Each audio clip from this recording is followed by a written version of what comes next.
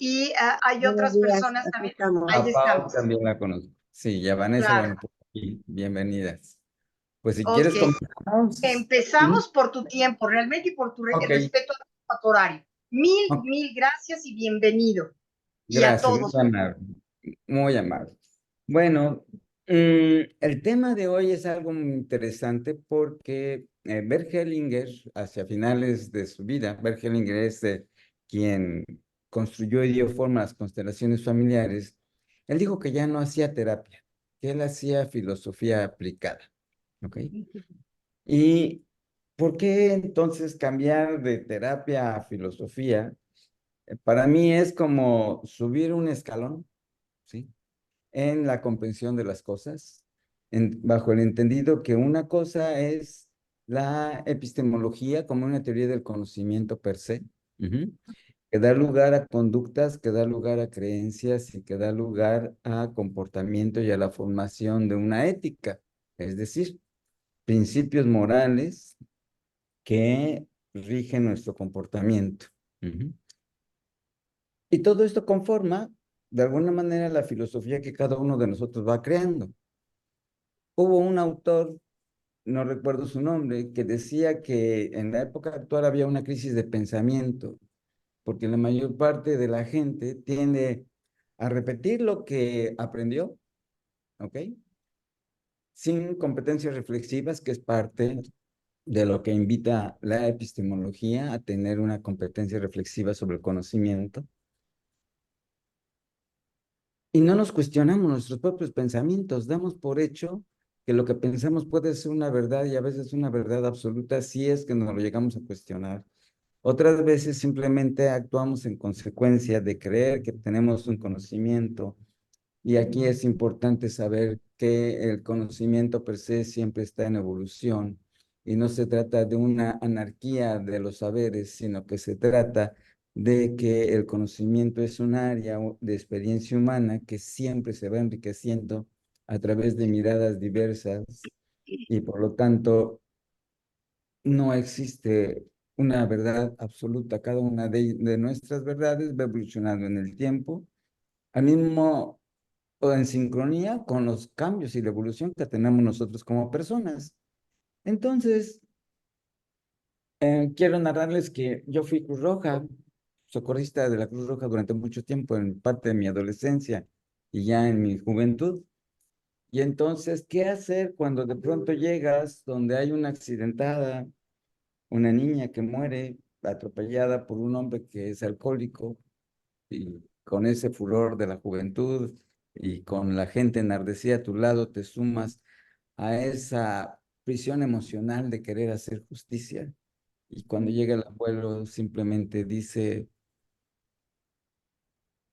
no hay más que hacer, agradecer el tiempo que la tuvimos, ni nada que hagamos nosotros va a darle un instante más de vida, ¿verdad?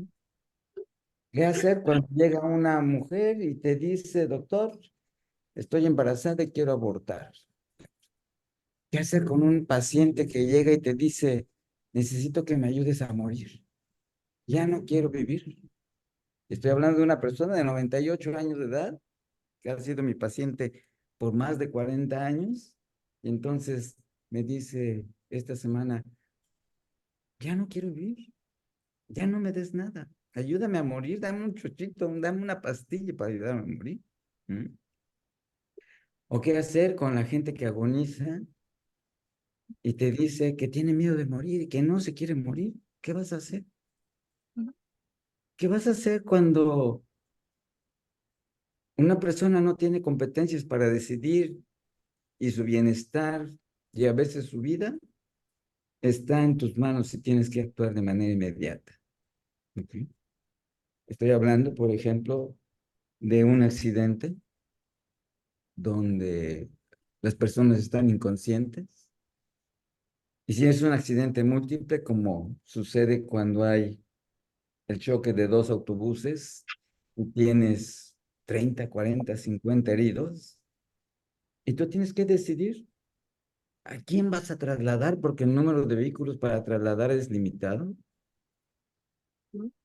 ¿Y a quiénes te vas a quedar ahí para acompañarlos a morir? Y esa es una realidad. ¿Desde dónde vamos a tomar estas decisiones? ¿Ok? En aquella época era el ímpetu de la juventud. Después creo que el tiempo nos va enseñando que las decisiones no solamente tienen que ser lógicas, porque de una parte, el conocimiento lógico que corresponde a la epistemología y puede decirnos qué es lo que tenemos que hacer. Por otro lado está el conocimiento que da la experiencia, ¿ok?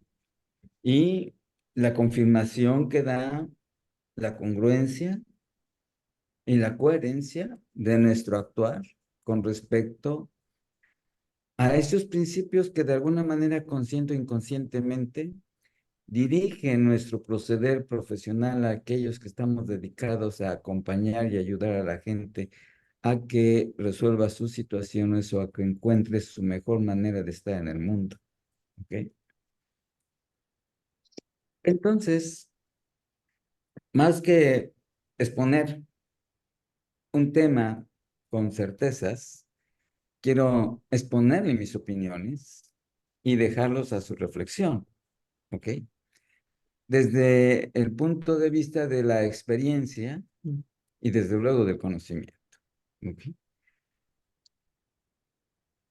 Creo que lo más importante aquí es que todos aquellos que nos dedicamos a las áreas de la salud hayamos estado en un proceso personal de revisión, de supervisión, y podamos realmente darnos cuenta si hemos resuelto nuestros propios conflictos o no. ¿Ok? Esa es la parte más importante. Pero aquí también hay temas que pueden resultar engañosos, porque alguien dice, es que yo ya estuve 5 años en terapia, ¿de acuerdo? Hoy soy más consciente y de pronto hay ciertos elementos que nos permiten predecir qué tan resuelto tenemos una situación o qué tan pendiente tenemos de hacer algo más, ¿ok? Desde la neurobiología, hoy sabemos que todos los que somos servidores en la salud, tenemos por lo general una sensibilidad para poder establecer empatía con la gente, es decir, podernos poner en sus zapatos, ¿verdad? Y hay un término poco conocido que se llama ecpatía. La ecpatía es la condición voluntaria de poder poner una sana distancia emocional entre el paciente o el cliente y quien está apoyando o quien está ah, tratando de resolver junto con el paciente su situación, ¿de acuerdo? Y esto es muy importante porque tenemos que aprender a hacer eso. ¿Ok? ¿Cuándo poner una distancia emocional? ¿Cuándo involucrarnos emocionalmente y hasta dónde? El no tener claridad en esto nos puede abrumar emocionalmente ante una paciente que puede llegar con tendencias suicidas, con cutting, o porque ha sido abusada física o sexualmente.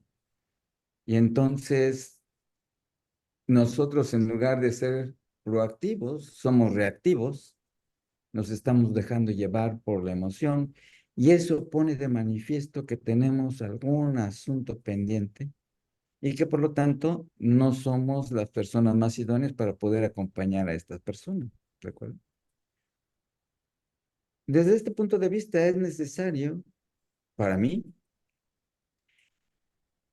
que hagamos un alto constantemente en nuestros procesos de acompañamiento.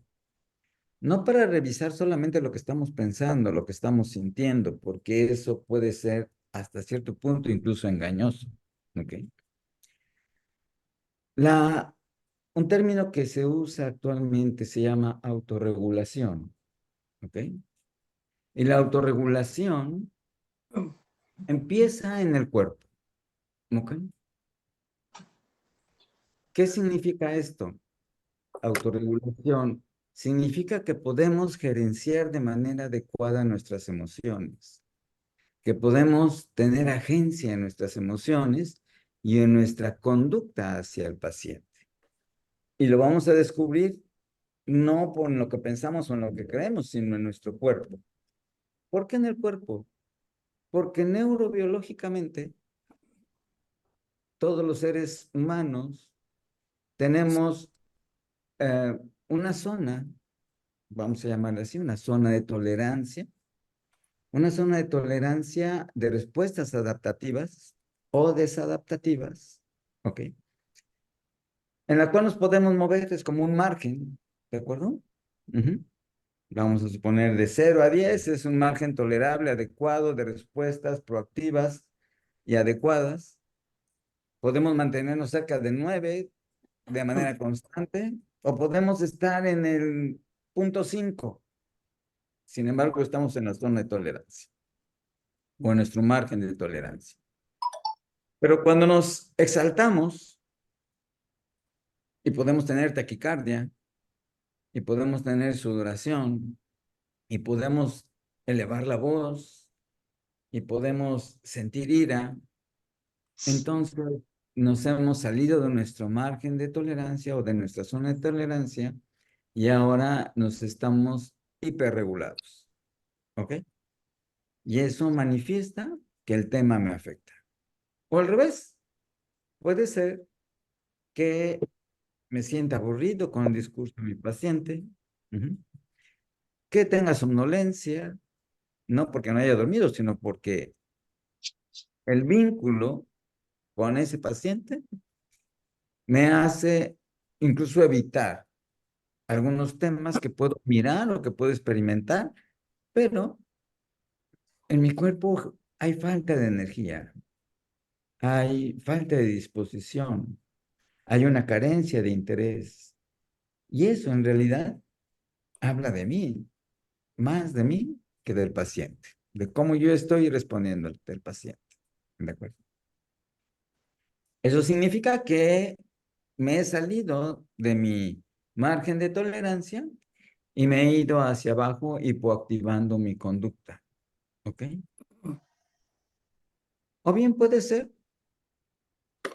en lo más extremo, que incluso entre como en un estado de shock cuando llega el paciente y me narra su conflicto. ¿Ok? De tal manera que ese estado de shock es casi como si fuera una parálisis de toda mi neurobiología. En los animales es la muerte fingida, ¿ok? Y en realidad cada uno de estos mecanismos, que son respuestas adaptativas a entornos que resultan amenazantes, ¿ok? No corresponden al momento actual, sino que en mi cuerpo, el momento actual, lo que está sucediendo en este instante, activa memorias implícitas en mi cuerpo de eventos que pasaron hace mucho tiempo y que por lo tanto no he resuelto y que me activan, me hiperactivan o me hipoactivan o me paralizan. Y cada uno de estos es como un faro que en mi cuerpo me señala qué tan resuelto yo tengo este tema o no lo tengo. ¿De acuerdo? Si fuéramos más allá y médicamente hablando, hay algo que se llama variabilidad del ritmo cardíaco. Y esto significa que cuando yo inhalo, habitualmente activo mi sistema simpático y entonces se eleva un poquito el ritmo cardíaco. Y cuando yo exhalo, se activa mi sistema parasimpático y mi pulsación, mi ritmo cardíaco disminuye. ¿Ok? Y hay una sincronía entre el ritmo cardíaco y la respiración. Pero cuando me salgo de la zona de tolerancia o de mi margen de tolerancia, entonces hay una disrupción en la sincronía de mi palpitar, de mi ritmo cardíaco y mi respiración. ¿De acuerdo? Y entonces mi respiración se vuelve o demasiado superficial o entrecortada o jadeante, etcétera. Y vuelvo a repetir, es un termómetro que me permite darme cuenta qué tanto me está afectando o no me está afectando el tema y la relación con mi paciente. ¿Ok? No estoy hablando de mantenernos impávidos. Vamos a reaccionar, desde luego.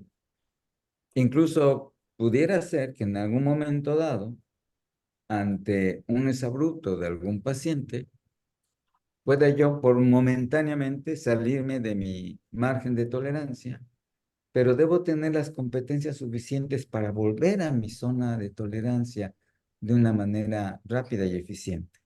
¿Ok? Eh, digamos que eso es lo que corresponde a la vigilancia de mis estados, como diría el doctor Said. Ujú. Y esto lo puede hacer tanto de manera consciente como cuando estoy haciendo hipnosis, por ejemplo, o cuando estamos trabajando con técnicas de gestal o técnicas de programación neurolingüística o técnicas de psicotraumatología o de constelaciones familiares. Es sumamente importante que nosotros terapeutas podamos mantener esta vigilancia de nuestra biología, de nuestra neurobiología, para podernos manejar de una manera proactiva ante las circunstancias que el paciente nos presenta. ¿De acuerdo? Mientras más lo trabajemos, más fácil van a resultar nuestras respuestas y menos tiempo vamos a tener para poder autorregularnos. ¿Ok? ¿Por qué es tan importante la autorregulación neurobiológica y entender cómo lo podemos hacer como médicos o como terapeutas? Porque habitualmente el paciente viene y viene disregulado emocional y neurobiológicamente. ¿Ok? Entonces, el terapeuta o el médico va a poder corregular al paciente. Ujú. Si él tiene las competencias de tener autorregulación. ¿Ok? Si no las tenemos, no hay forma que podamos acompañar a un paciente que se encuentre disregulado. A ver, lo voy a poner de esta manera. Viene un paciente muy exaltado, ¿ok? Y dice que le ha dado por consumir drogas y que no tiene ningún sentido en la vida y que se va a matar, ¿ok? Y viene acompañado de sus familiares y todos los familiares están asustados por esta amenaza del paciente. Pero es en un exabrupto. Hay gritos, hay voces altisonantes, hay conductas estereotipadas. ¿Cómo vas a ser tu terapeuta para poder contagiar un estado de autorregulación? ¿Se acuerdan de lo que hablaba el doctor Jeffrey Sachs cuando hablaba de que los estados se contagian? ¿Alguien recuerda esas clases con Jeffrey Sachs? Bueno, si no lo saben, él habla de estados, ¿de acuerdo? Por ejemplo, la paz es un estado, no es un sentimiento, no es una sensación, no es una emoción.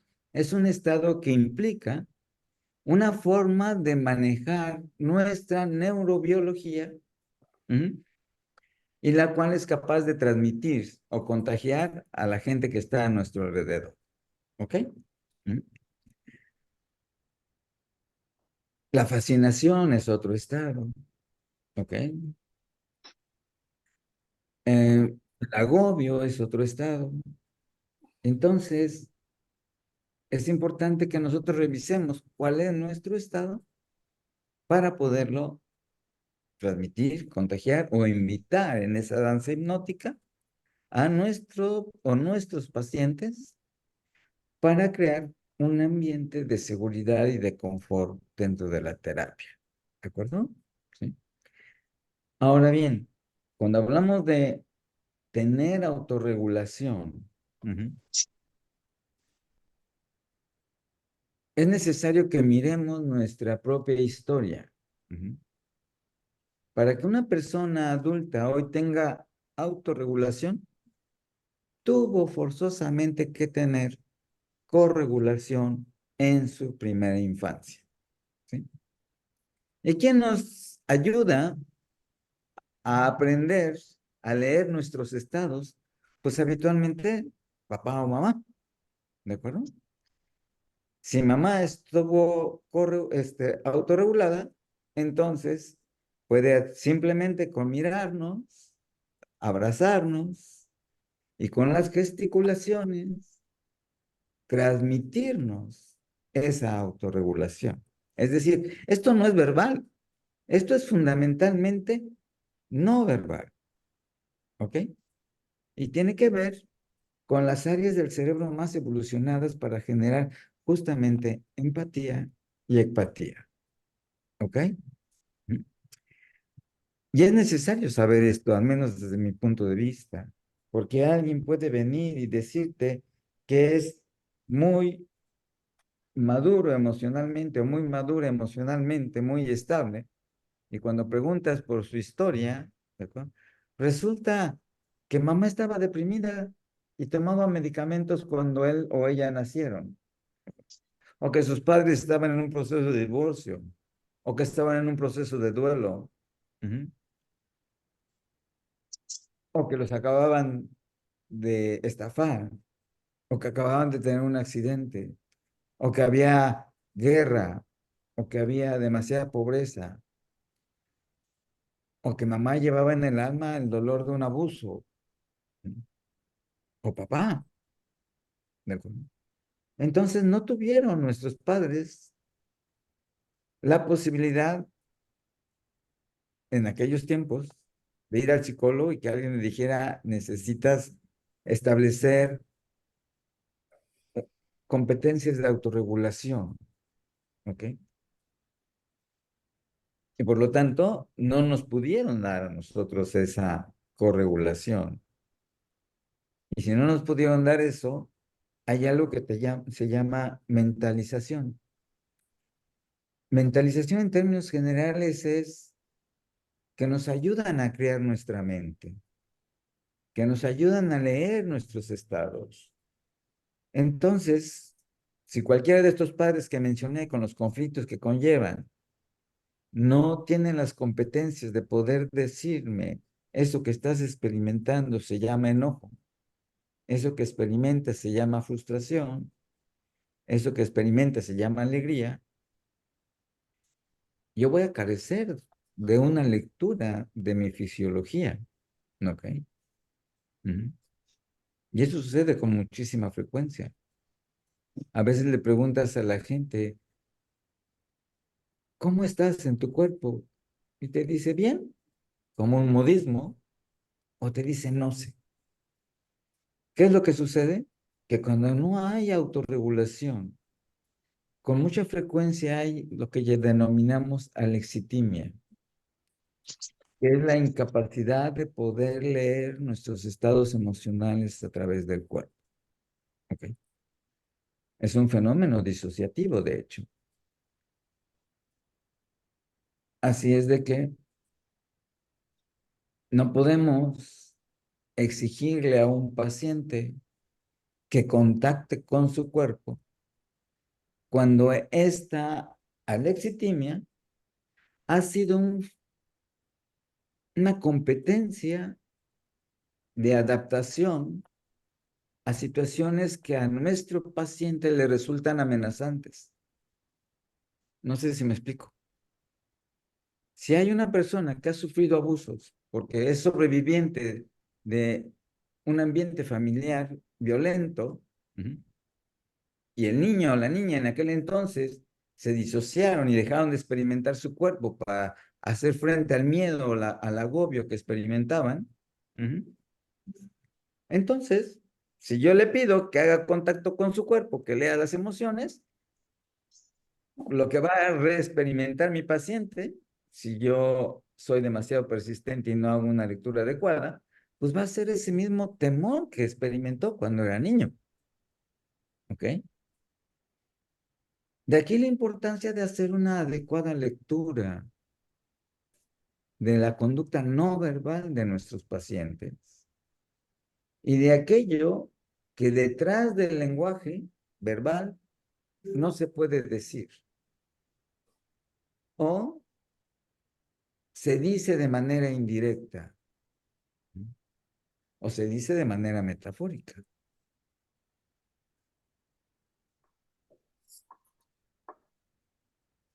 Aquí es importante también darme cuenta de que a veces el primer acompañamiento que hacemos con un paciente es que pueda definir qué es lo que quiere como el propósito de una terapia. La mayor parte de los pacientes que vienen tienen su objetivo generado desde la negación. Ya no quiero vivir esto. Ya no quiero ser alcohólico. Ya no quiero sufrir violencia. Ya no quiero estar en este matrimonio. ¿Ok? Ya no quiero tener una autoestima baja, etcétera. Repito, necesitamos aprender a escuchar y necesitamos poder interpretar y describir la fenomenología del lenguaje verbal y no verbal. Aquellos que han estudiado hipnosis o programación neurolingüística saben que el no en realidad evoca lo que se está tratando de negar, ¿sí? Es decir, la mente no entiende el no, ¿ok? Y es una cuestión de educación a nuestros pacientes, porque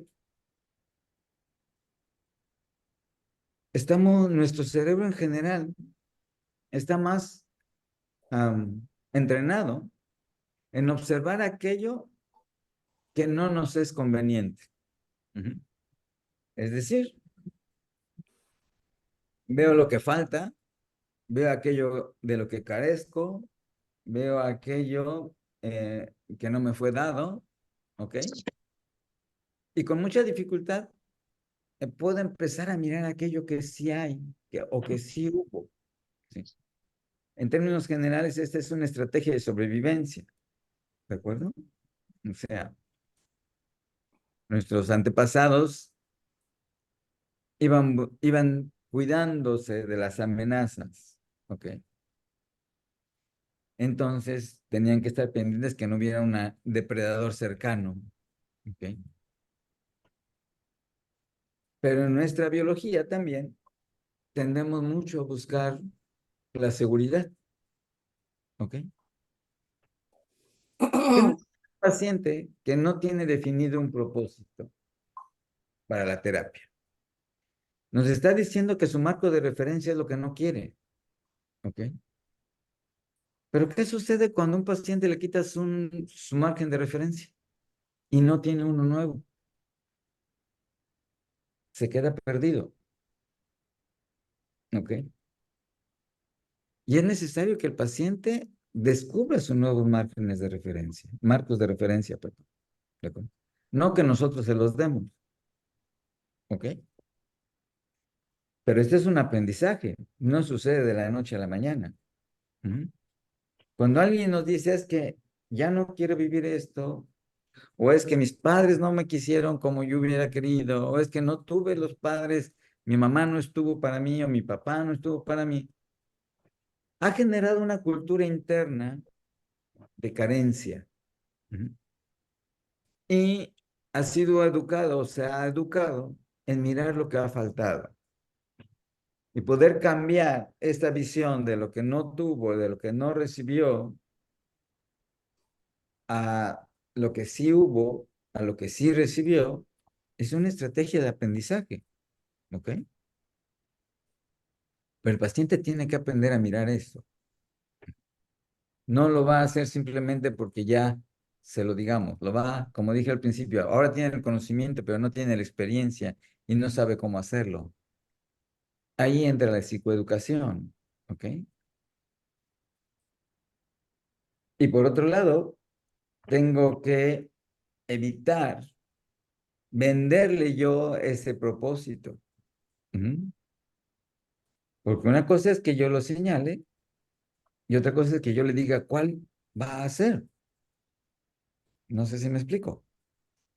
Es como si mi paciente me dijera, es que ya no quieres en esta ciudad y quiero irme a vivir a otro lado. Ah, pues mira, vete a vivir a Jalisco, o vete a vivir a España, o vete a vivir a Portugal, o vete a... Es lo mismo que cuando nos preguntan, doctor, ¿qué es lo que yo tengo que hacer? ¿Ok? En esos momentos nos miran como si fuéramos no solamente un tutor, a veces un padre, dependiendo de su historia. Y yo tengo que tener claridad de hasta dónde me pongo al servicio de mi paciente. ¿Ok? Y hasta dónde es importante que con mi actitud fomente su autodependencia y su propia agencia emocional. ¿Ok? ¿Sí? Esto parece sencillo, pero realmente no lo es. ¿Ok? Algunos pacientes han llegado aquí, oye, es que fuimos con otro terapeuta y nos dijo que pues, nuestro matrimonio no da para más, que debemos separarnos, pero pues no nos queremos separar, a pesar de que vivan en un infierno, ¿ok? El paciente es el único que es capaz de poder decidir su propio destino. Ujú. Si piden acompañamiento y requieren mayor claridad, y está en nuestra competencia acompañarlos a que ellos tengan más claridad, ellos son los que construyen esa claridad, no nosotros. Por eso Milton Erickson decía, la terapia empieza en casa del terapeuta, y quien hace la terapia es el paciente. ¿De acuerdo? Ujú. Eso es algo importante para mí. Ujú. Que la terapia esté destinada a respetar los ciclos biológicos en los que estamos insertos y que el paciente cumpla las metas que le sean posibles, no las que el terapeuta desea. ¿De acuerdo? Ujú. ¿Por qué? Porque a pesar de que este matrimonio puede vivir en una zona de guerra dentro de su matrimonio, no saben hacer otra cosa. No han aprendido a hacer otra cosa. De hecho, puede resultar amenazante para ellos salirse de esa relación. O incluso si llegaran a salirse, podrían volver a entrar a otro igual. Ujú. Entonces, es importantísimo que podamos respetar, una vez que el paciente define su meta, positivo, de preferencia, ¿de acuerdo? Poder respetar su demanda inicial, ¿ok? Y saber cómo manejar de manera congruente esa demanda inicial con una demanda real, profunda e inconsciente de nuestro paciente. ¿A qué me estoy refiriendo?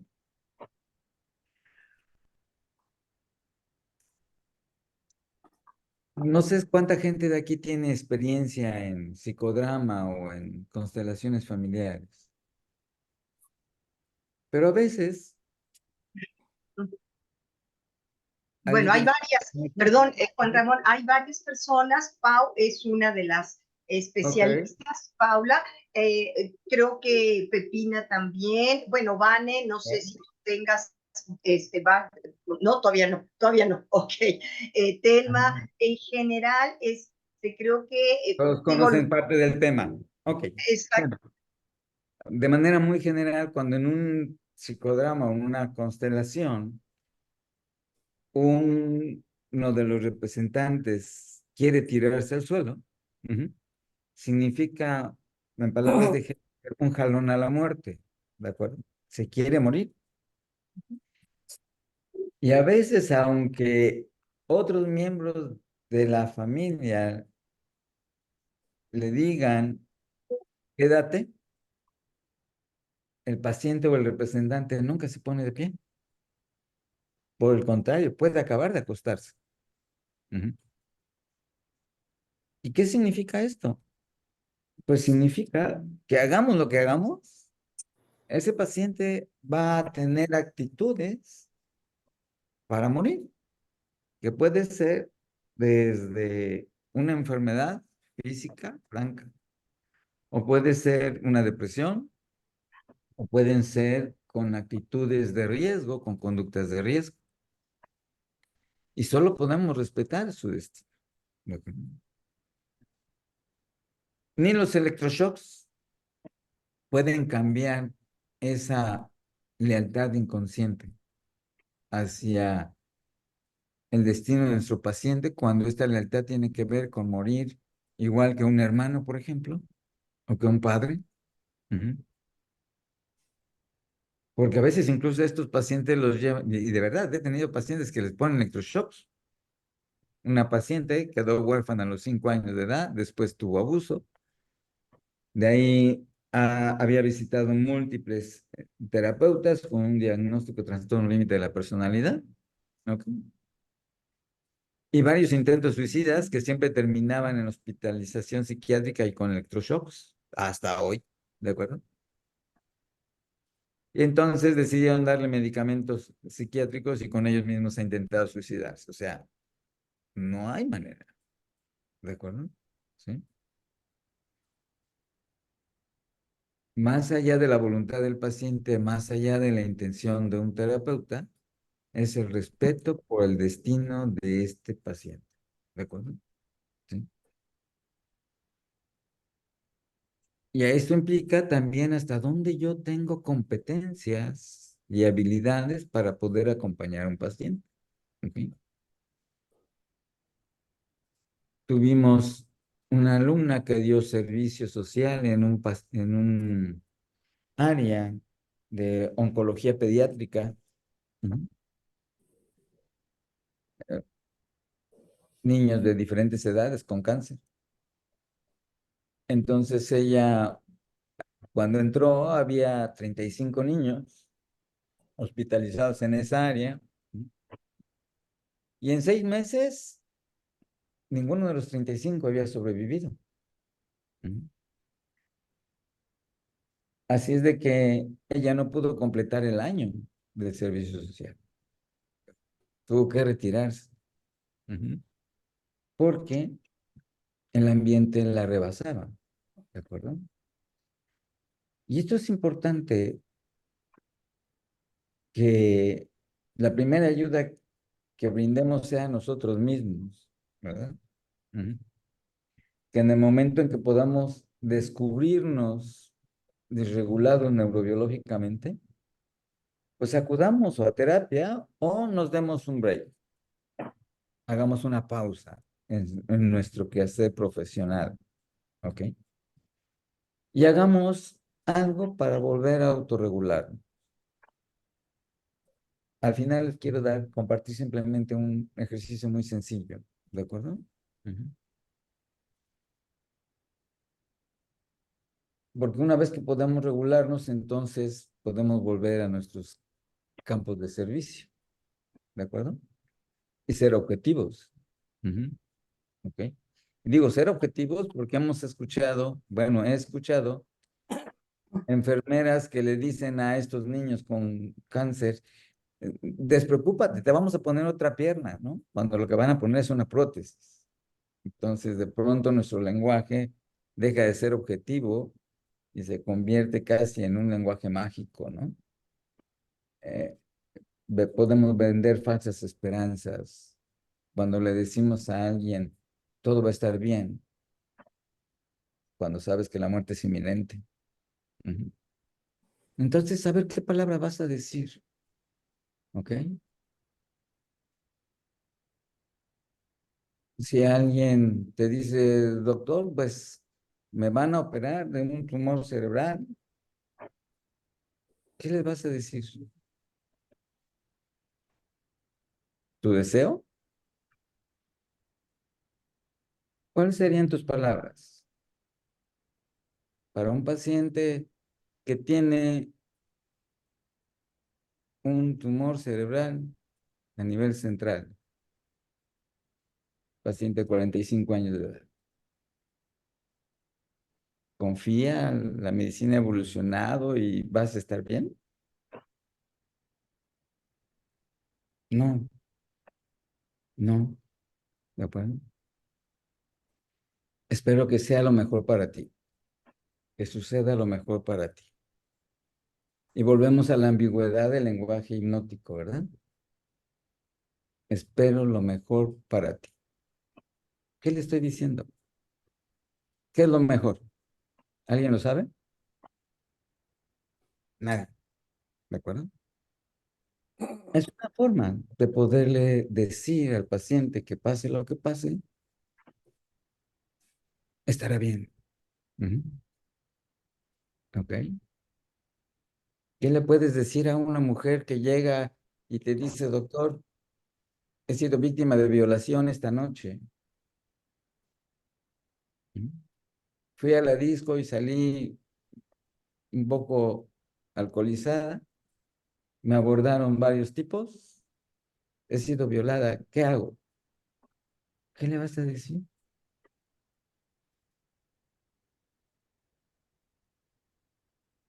¿Qué le vas a decir que si cuando llega así, tú dices, bueno, quisiera hablar con tus papás y te comunicas con los papás y los papás no acuden? Ujú. Son casos reales. ¿Qué vas a hacer? ¿Qué le vas a decir a una madre cuando su bebé acaba de nacer con una deformidad y sabes que no hay posibilidades de sobrevivencia para ese bebé, que solo serán unas horas? ¿Cuáles van a ser tus palabras? ¿Para qué la vas a acompañar? ¿A dónde? Ujú.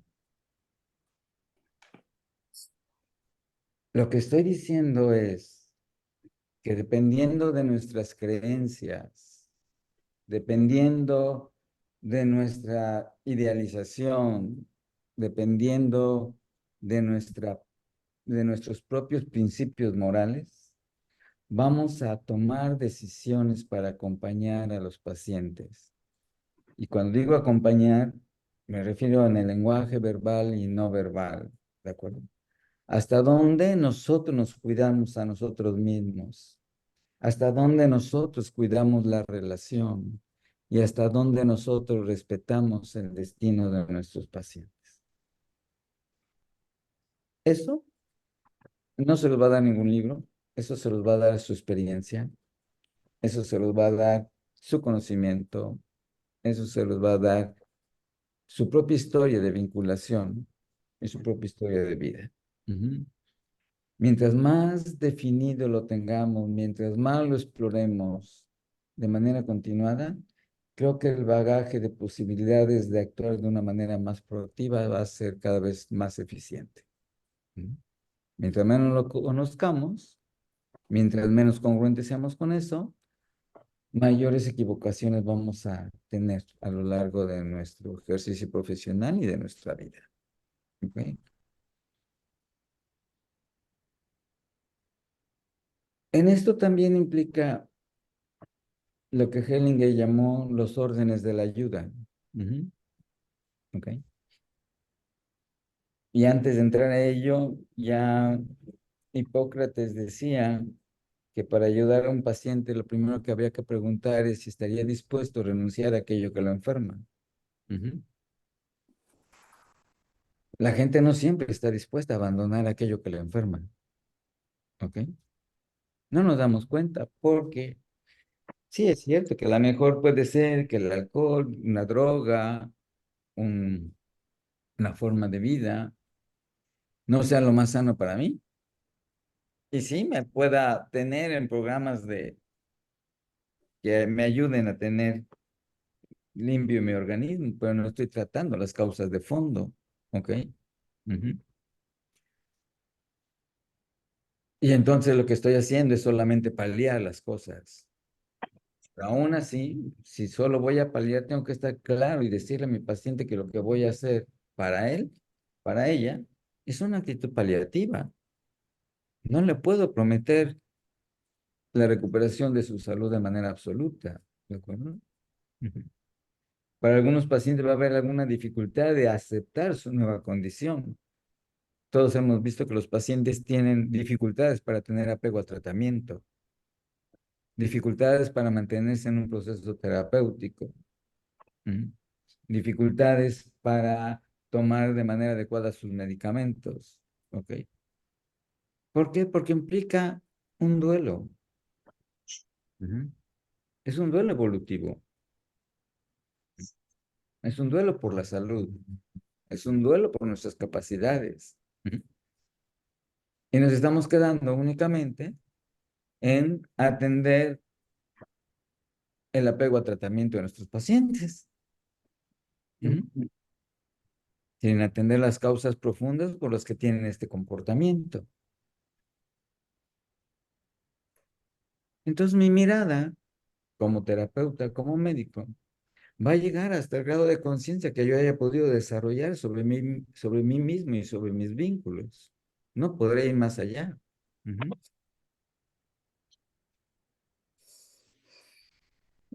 Hay mucha gente que les va a decir que les asusta la muerte, les asusta la incertidumbre, les asusta la falta de control. Ujú. Solo podremos acompañarlos hasta donde nosotros hayamos aprendido a vivir en la incertidumbre de la vida. No podemos ir más allá. ¿Ok? Ujú. ¿Qué significa para un paciente retornar a la vida después de un derrame cerebral, después de la amputación de una pierna, después de un aborto? Se requiere actualizar nuestros proyectos de vida. ¿Ok? Se requiere actualizar nuestra propia identidad.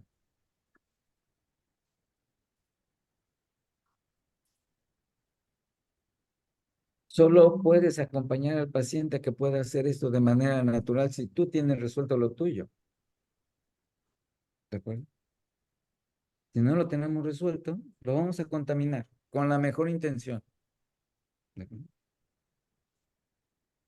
Le decía a un paciente con un derrame cerebral, me decía él a mí, que todos le decían que tenía una nueva oportunidad. Y él decía, es que yo no la pedí. ¿Sí? En ese momento que me pasó, si me hubiera muerto, para mí hubiera estado bien.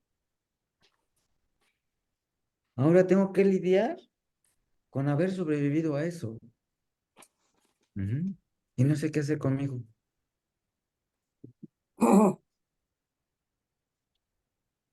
Parece irrisorio, ¿verdad? Ujú.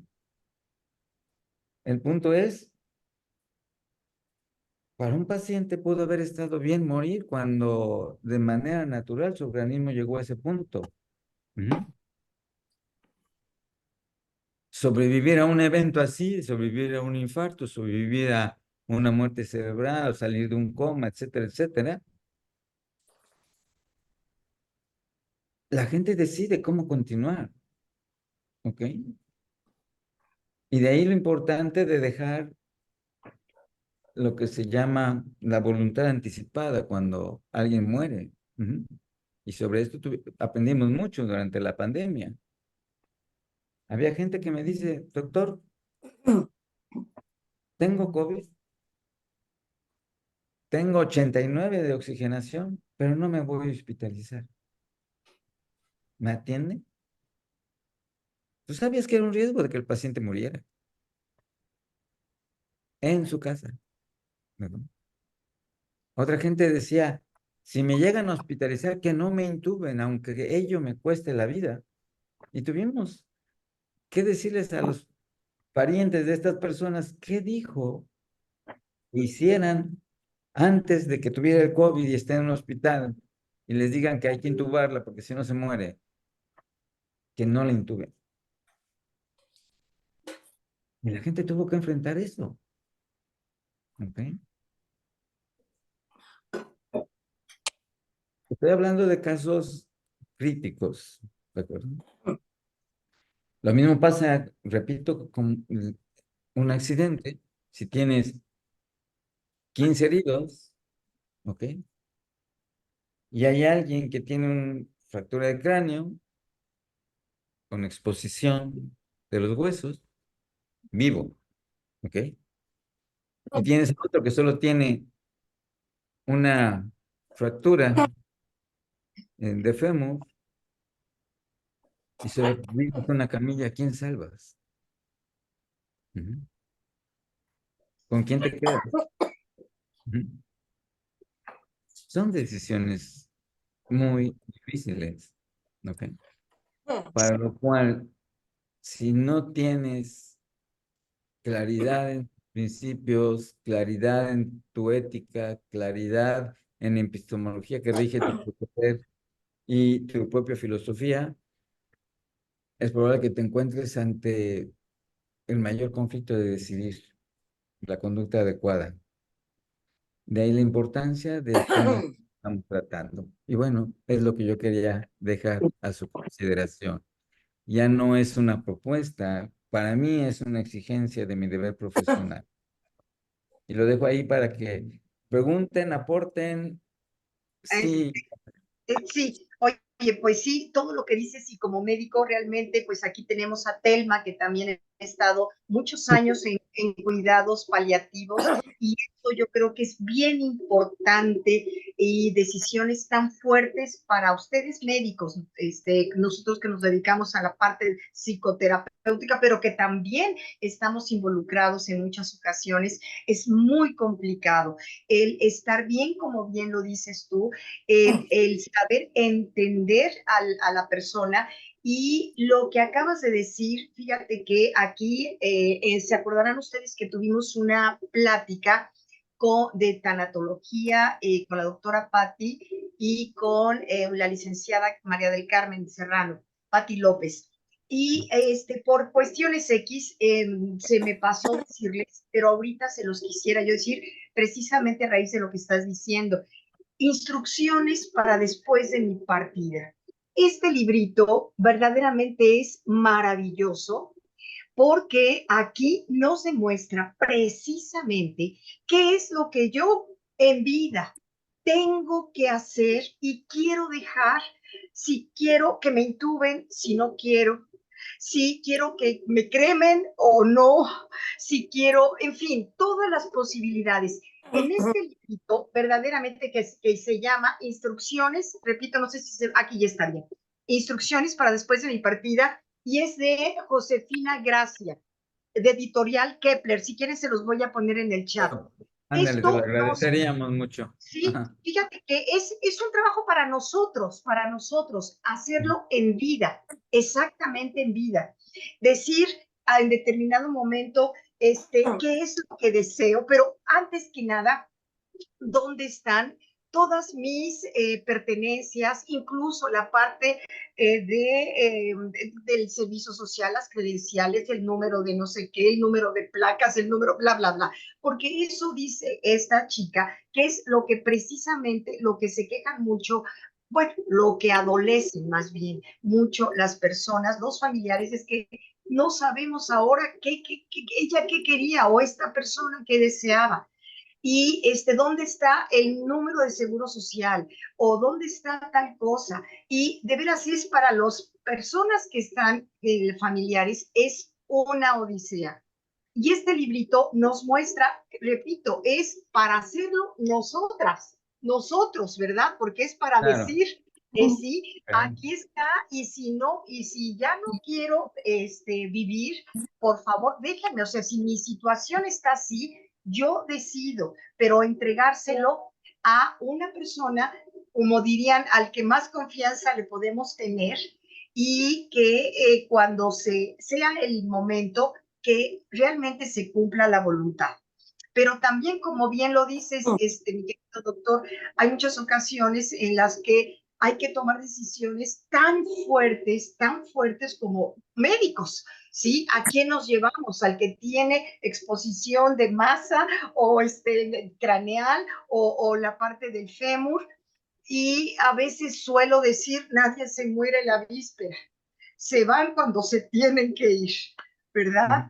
Entonces, a veces el del fémur se muere y el del otro con problemas de cráneo sobrevive. Entonces, es, como bien lo dices, cuestión del destino, si son creyentes de Dios o del universo, como ustedes lo quieran llamar, pero para mí es esa parte, como te confirmo, destino que tenemos, que sabemos que tenemos una línea de tiempo, que no sabemos cuándo nos vamos a ir, pero afortunadamente ya podemos dejar bien claro qué es lo que podemos o qué es lo que yo quiero que hagan conmigo después de mi partida.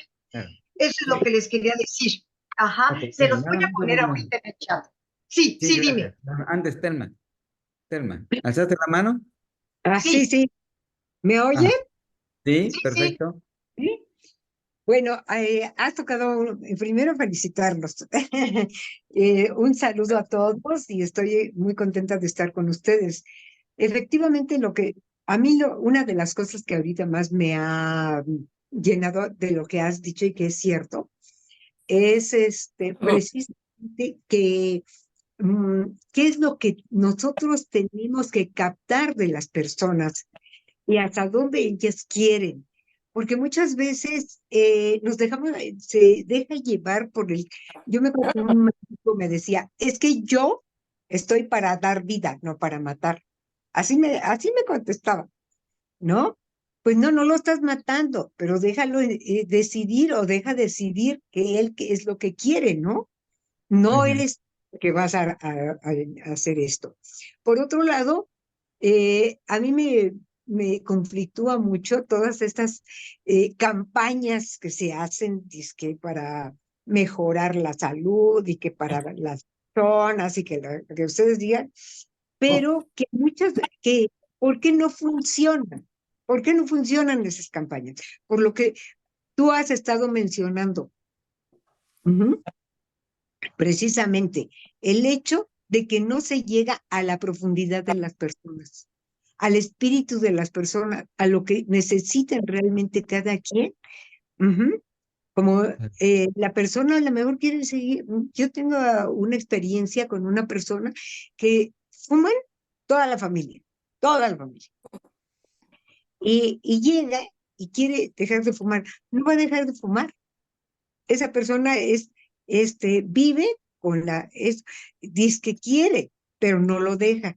O está enferma por estar fumando, pero no lo deja. Entonces, ¿qué voy a hacer? Bueno, pues ayudarle a que disminuya por lo menos un poquito de fumar, pero que siga con su cigarro, ¿no? ¿Por qué? Porque si yo le quito eso, pues es lo mismo que se dice en terapia dixoniana, ¿no?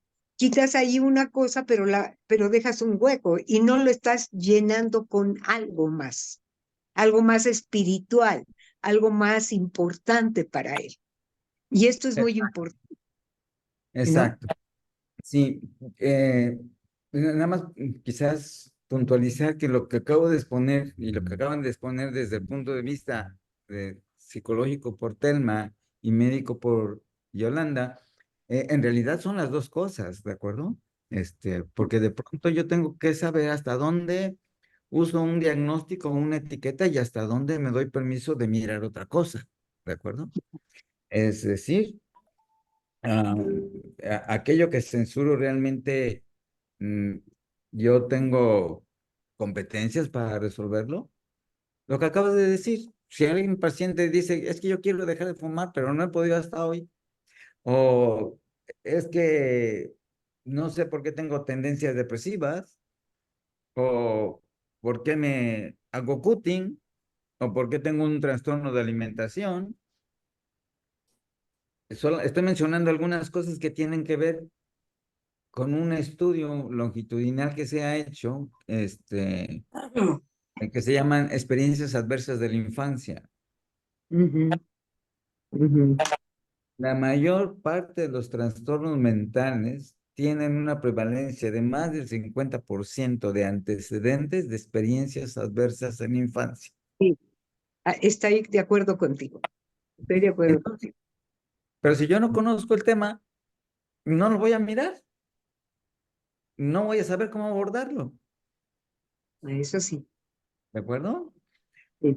Que vuelvo a repetir, una cosa es el conocimiento per se, que lo puedo adquirir en los libros, en un congreso, en una plática, y otra cosa es la experiencia de haber vivido un proceso terapéutico bajo esas condiciones, ¿no?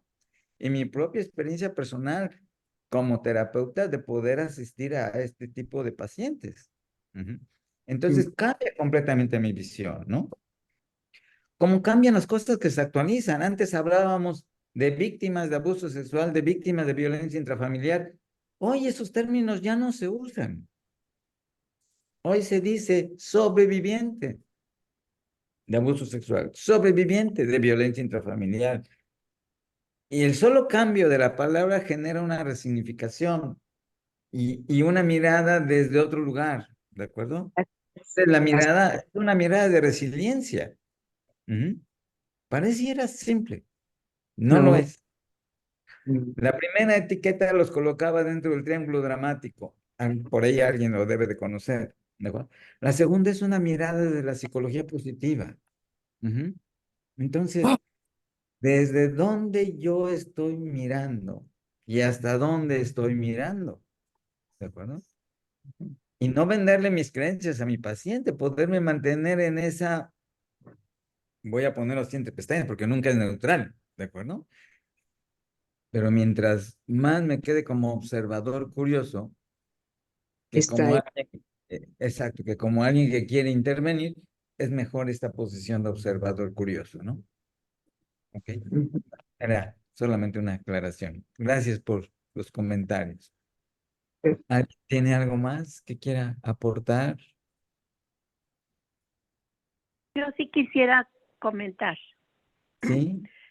Me acabo de enterar que yendo a la universidad se puede dar una aportación, el cuerpo, mi cuerpo lo aporto, de tal manera que entonces se llena un carnet, un oficio, no sé, un algo en donde uno dice que en el momento de mi muerte ellos van a recibir mi cuerpo y mi cuerpo va a ser utilizado para el estudio de mi enfermedad o de la anatomía, de lo que sea.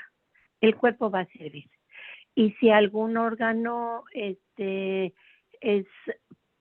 posible que sea donado a alguien, también lo va a hacer. Ellos se encargan de todo eso.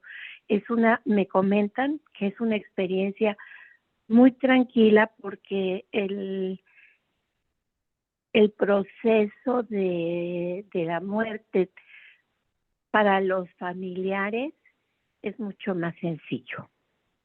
Ujú. Lo dejo nada más en la mesa. Gracias, muy amable. Gracias, gracias por tu comentario. Sí, es correctísimo. Hoy es posible hacer eso, definitivamente. En el cine hay varias películas que hablan de cómo sobrellevar para las familias pacientes con enfermedad mental, como pacientes con enfermedades físicas incurables, o cómo enfrentar la muerte. Hay muchísimas, tanto de personas adultas como de personas recién nacidos, ¿no? Ujú. Algunas son esclarecedoras de un buen final, algunas son reveladoras de que un buen final no puede existir para todos, ¿no? Ujú. En fin, Así gracias. es. Gracias a usted. Pues Yola, ¿te has cerrado tu micrófono? Sí, sí, ya listo.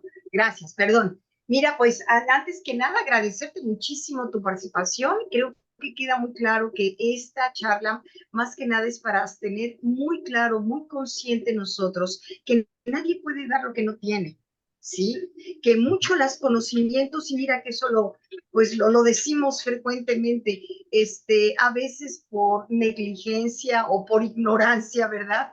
queremos ayudar a la persona porque estamos conectados con su dolor, pero creo que esto que has estado diciendo, poner un límite sano, saludable a nuestros pacientes, es creo que un recordatorio a todos nosotros que nos dedicamos a la salud para decir, ¿sabes qué? Esa es tu decisión, no es que yo quiera. Si uno pudiera manejar todas las cosas, me acuerdo cuando estaba yo en un jardín de niños trabajando en cuestiones de investigaciones, decíamos todas las maestras que estaban ahí, mira, si este papá se pusiera con esta mamá, con este niño estuviera genial. Exactamente. Si uno pudiera hacer esas transformaciones sería maravilloso. Pero verdaderamente cada quien le toca vivir su destino, tener su camino que recorrer, y creo que la parte de creencias filosóficas, religiosas, creo que es muy importante para podernos nosotros centrar en esta parte de lo que es la vida y al final, que estamos aquí de paso, porque finalmente estamos de paso y si queremos ayudar, pues que cada quien es responsable y nosotros solamente nos convertimos en mentores, en guías, en acompañamiento nada más. Punto. Mil gracias. Gracias Muchas a todos, a cada gracias. uno de ustedes, muy amables. Que tengan un bonito día y bonito fin de semana.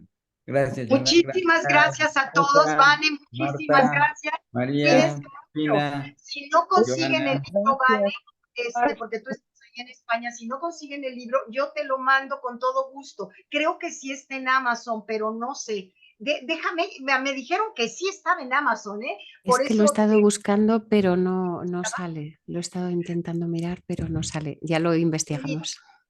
ok, si no, lo consigo y te lo mando. Ok, encantada. Muchísimas gracias, Juan Ramón, como siempre. Un abrazo a todos. Gracias por tu presencia. Gracias a ustedes. Hasta luego. Un Gracias. abrazo. Gracias, Bye. Martita. Bye bye. Gracias. Ustedes, besos, bye, gracias. Bye bye. Bye bye.